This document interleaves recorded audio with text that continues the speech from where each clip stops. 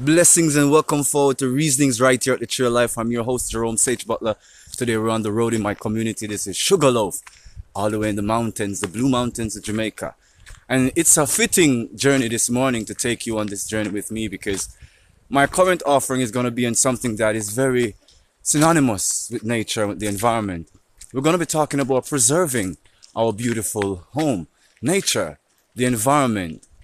Living in a beautiful island in Jamaica has given us the gift of the wonderful air, the fresh, clean breath we take every day, and we take that for granted. Not only that, the beautiful rivers, the clean and wonderful beaches, the absolutely sparkling, eye-catching, energy-given, driven mountains of Jamaica. Such a beautiful sight to behold. It's indeed a joy to be able to walk in the beautiful environment, to serenade nature, to allow nature to serenade us with its divine presence. And here we are in the wonderful, beautiful environment of where I actually was born and grown up. So the essence of it is that I recognize as time is going forward that a lot of things is happening to our environment because the human civilization has gotten so strong and so intense and has gotten so far along in its own development of its own ideologies that nature has now become this laboratory for the minds of the developed individuals of this civilization. And so they are taking for granted the very essence of the environment from which we came. Nature, our living home, is alive. And as such, we should treat it with the absolute life, respect, and dignity of all things in this universe of which we profess. Nature, our very home, should be the place that we take the most care of because it is where we live. It is our home. How could we then take for granted such a wonderful plane, such an awesome existence? So preserving our natural environment to me is the single most important drive in human environment. And I'm not just saying that you ought to be an environmentalist or that your whole life story should be about preserving nature in the sense of being like these organizations where they do all these things out there in the world in terms of, they say, philanthropy and they say generating interest for the environment. But they're really just organizations with their own mandates, political and otherwise. I'm really talking about individuals who truly understand that preserving nature is preserving your own life. I'm talking about a certain care, a certain respect, a certain dignity with which you treat yourself and treat the environment. Now, it doesn't have to come around that you find yourself thinking about things like, oh my God, I have to be this way, that I am so conscious I cannot step up on the earth because I fear I hurt an ant. I'm not talking about that. I'm talking about the development of modern culture that has so placated our environment with all these plastic garbage and all these toxic waste that is practically making the environment so toxic. It's becoming unkind to us because we've been so unkind to nature. We have to examine how it is that we dispose of these materials that we develop for our own human use. And as a matter of fact, examine if we even need them for our human environment, as a matter of fact. Can't we develop more healthy, more wholesome, more soul-fulfilling ideas, products and services of how we're going to live on this planet? Is it all going to be about suffering the environment for our own luxuries, for the own drive of our own nature that we are so callous, so uncaring? We cannot understand the deep need to preserve home, to preserve life on the planet, to preserve this living environment. In the living cosmos, we are alive. It is alive. That is why we are alive. It maintains our life. We must maintain its life because it is our life. We got to examine the way in which we are developing these new products and services, especially when we are abstracting from nature so much and then what we are creating is not harmonious with nature. That is the most hurtful thing, to know that everything that's been developed, everything that's been created comes from nature, but is not the most harmonious with nature. Isn't that lopsided? Isn't that really out of sync, out of whack? Well, that's the way modern society is. It's like modern society think it's an insult to respect nature. Now, I give thanks to the cultural people, the natural people who are returning to the environment with a certain respect. You understand, as we're speaking, the sprinklings come down, but it's all in the glory of nature, all in the glory of Yahuwah. Give thanks to the people who are developing the kind of modern cultures where they're going hiking and they're preserving, they're posting the natural environment. It's not just about this fancy, modern, developed society. It's actually about the breathing part of our existence, the planet, the trees on the planet. This is our lungs. And if we don't keep enough places like this untouched, we will lose the gift of our fresh, clean air. Jamaica is a special place. And I know in your environment, all around your nations, there are special places too, where nature is still king, where nature is still supreme. And you must fight to preserve it. You must create legislation to be able to maintain the ability of you and your fellow people and your fellow thinkers to be able to sojourn and enjoy the process of being in this environment. It is so weird that we have to have policies to maintain and preserve the natural environment. But society is so developed that these are the things that are necessary because we are so drawn away from the cosmic law. Man has developed his own law. So we have to petition man to remember that we'd like to preserve the natural environment as well too. Because there's something sacred, divine, cleansing, reassuring, restoring in the natural environment that nowhere else on the planet can replace that. Nothing that man has built. It is superficial. And as such, it is not sustaining. This is sustaining. This is health. This is wealth. This is well-being. How we treat our environment reflects on our lives. The miseries we are having as living beings is connected to the fact that we are slowly destroying our own lives. We cannot have overlogging. We cannot have overfishing, over-drilling, or the constant exploitation of the natural environment just because we want to live in these new condos, these new modern skyscrapers, these new condominiums, these new fancy beachfront, waterfront homes, these man-made islands that we so insult the natural law that we feel that we are God incarnate and we think we can do as we please. But the ramifications of our doing and our doings are quite evident. We see it every day. We see it in so-called well-developed industrial societies that they can't breathe clean air because they have killed the trees.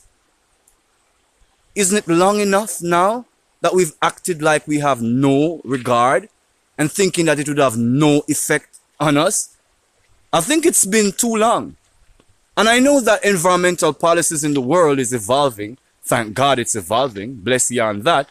One of the most beautiful things is seeing that people are becoming aware. And you know, right here, we're not political. So at Jerome Sage Butler, and I'm sure at Cedar Mead as we've always been, right? We're not political. So I'm not joining no political campaign about global warming or all the politics that's involved with that. I'm saying preserve your environment. I'm saying man must have an effect upon the environment, right? Because if you know for a fact, you see that nature was a certain way, and all of a sudden a new housing development come into a neighborhood, and all of a sudden the water, the river sources are drying up or turning toxic and poisonous. All of a sudden the ecology has changed, the animal life has changed in the environment. All of a sudden life is not what it was. And how dare you not say that man is having an effect? Obviously man is having an effect upon the environment. But like I said, this is not a political debate. This is a personal call to individual action. How we are as individuals. Examine our lifestyles. I've already said in previous videos that sometimes the essence of vegan lifestyle has got people out of the kind of thinking that has made them live a certain way where they're disregarding the environment. But the fact is now that they are no longer living this kind of a lifestyle. You know, there's a better way. They've been leaving less toxic footprints or non-toxic footprints at all upon the living environment. And this is something we cannot take for granted. So it's a personal responsibility. And you know, as I do, that man's efforts, man's decisions, man's desires, man's designs does have effect upon the living environment. And those, some people say, well, are you trying to destroy civilization? I know those doomsday people. I know their philosophies. I know their way of thinking. The moment you begin to say these things, people begin to assume that you've got some anarchist idea. So let me be very clear in saying this. This is about your own responsibility. The fact that you've taken for granted the natural environment, the fact that you drive vehicles with such monoxins and toxins and fight the fact of the development of electrical vehicles, the fact that you are stopping the development of energy efficient and earth-friendly, eco-friendly machines, shows that you are truly dishonorable to nature. And even if a word from me is the only thing that can be said in this context to remind people that This isn't a political platform, but we must take these things very seriously. I'm not saying that we should all be like the ideologies that are promoted by the most modernist of thinkers who think we're here in Jamaica swinging from trees, or we're here eating trees. The essence of it is the vegetative life is life. And is there anything in nature that you truly consume that has not come from plants? How is it we became so ignorant? Eating all of the fauna off of the earth is one thing. The true essence of energy, the flora, has been here. Nature is nature. And how we live in it reflects in the lives we are living. So we cannot act like this. We cannot act like this and expect that there's no ramifications, because there are very serious ramifications. And I know sometimes the judgmental mind do not understand, but yet still pronounces very serious arguments. Look at the gullers, right? Look at the gutters, rather, and the gullies. Look at them, really. See, especially in societies like our society, how these gutters and all these gullies have become completely blocked, clogged up, as a matter of fact, with all this garbage, with all this kind of modern waste that wasn't there in my parents' generation. Certainly there was an attitude my parents had towards things where they didn't treat things this way. So even though they might not have been the environmentally minded people, they certainly knew that there was something about cleanliness is godliness, and that extends to your environment, your house inside, your yard outside, and the street right outside your house. And the premise was if everyone took responsibility just like that, then all would be taken care of, and we'd be living in a beautiful, most naturally blessed island. There are greater things than the simple things we pay attention to, right? Like the money we are making, and the big offices we go up these flights of stairs, or these incredible escalators or elevators that take us up into the sky. We do not see the toxic footprints it leaves on the environment. We do not see the toxic footprints it leaves on our minds, on our psyches. We believe that it's perfect life, but the truth of it is it's very dangerous and very, very highly negative life, because it's not harmonious. It's taking too much out of the environment and putting too little into the environment, back into the environment. And I know that there are environmentalists who are designers, who are, as the ancient would say, the feng shui masters of life, where they're trying to remind themselves, to remind others that when you design, make it be nature friendly. Work with the natural sunlight, the organic flow, the natural flow of the energy. So you do not create yourself a blockage on the energy systems. So your office, your home becomes so negative that you are building in the wrong places. You are putting your human footprints at the wrong parts of the natural environment, because those parts of the natural environment are preserved for nature. It's just like the estuaries. It's just like the mangroves. There's something about them that preserves the other portions of life that makes the ecology all functional. So as we go forward into our understanding of taking care of our living environment, one must be strong. Because I'm not saying to you, go out on a platform. But if it takes going out on a platform sometimes, I would say go ahead and do it. Because what's the cost? The cost is a clean and healthy environment. And how can we deny that? How can we deny the beauty, the value of a wonderful environment? You know, there are people in our country that do coastal cleanup, and I like that. You know, in my community recently, there's a friend of mine, Sister Marlene, and she was talking about basically cleaning up our community of the old cars, because sometimes, I would say a lot of times, in rural communities in Jamaica, there are old vehicles, old cars that are parked, and there isn't these proper ways of disposal. Let me be very honest.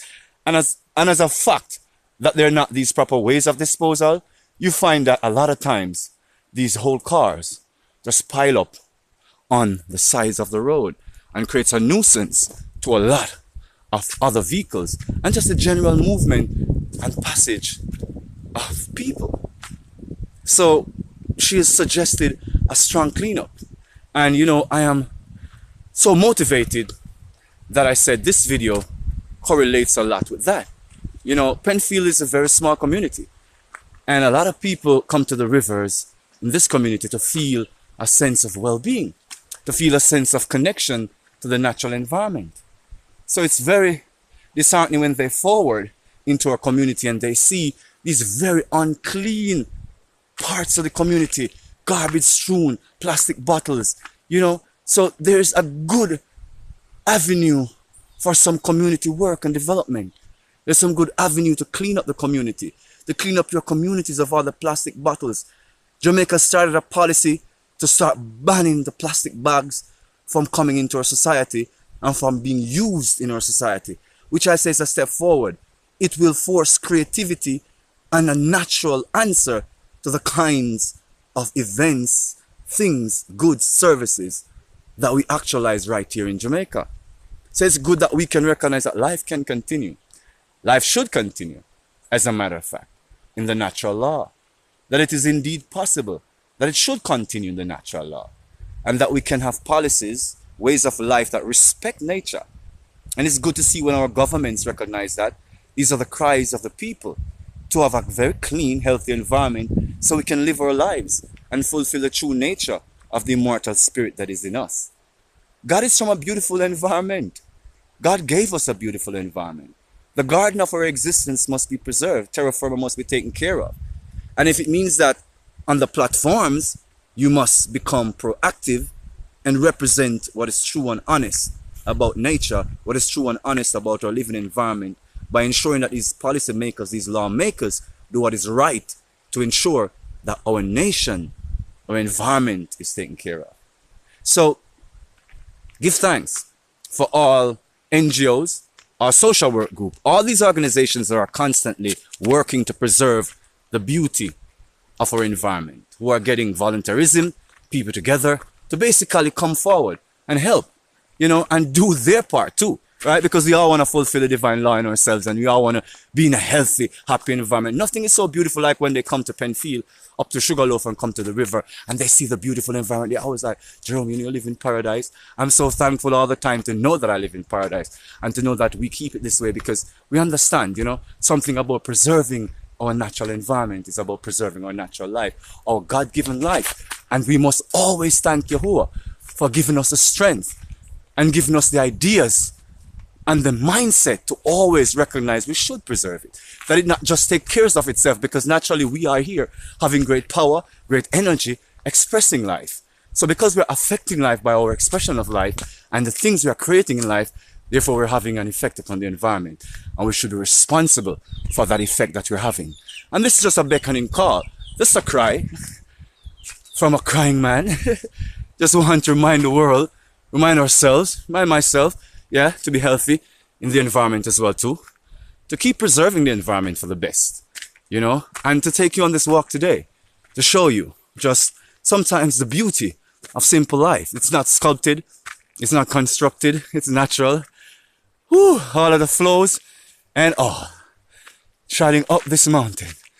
It's a beauty, it's a joy to just have you on this journey with me. So just continue on your path of righteousness, to preserve your natural environment.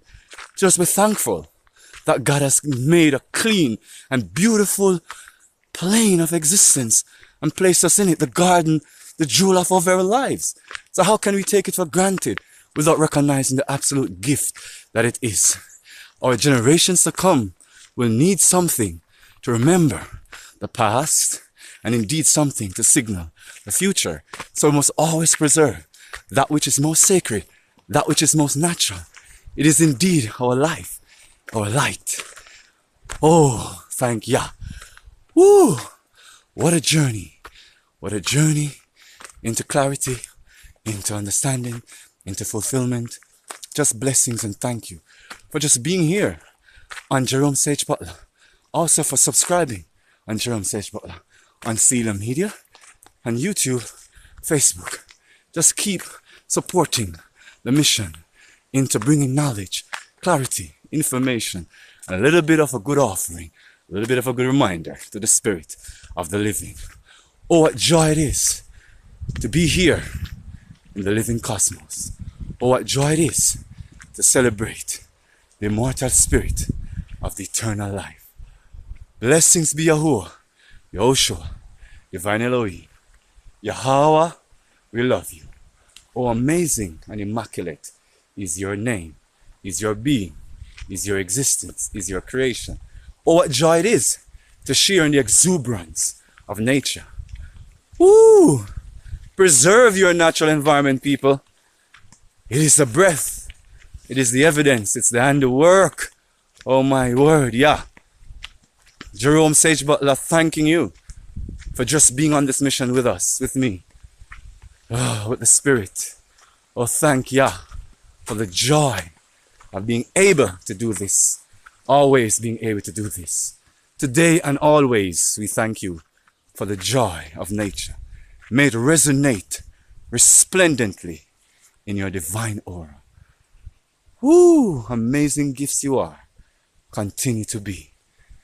So in your little groups, in your little organizations, please remember, encourage the children to pick up after themselves. We know that we have receptacles now for all manner of human waste. So let us use receptacles. Let us truly, honorably, and distinctly preserve our living environment. This is home, and we don't want to take home for granted. Because how could we take home for granted? This is the only place we know. And I know some want to talk about outer space. But hey, there's no space like this space. And there's no place like this place. Oh my God. Take a look at the beauty of God's creation. Until next time we meet again, this has been Jerome Sage Butler, reasoning right here at the Tree of Life, just reminding you to take care of nature, to preserve your natural environment wherever you are.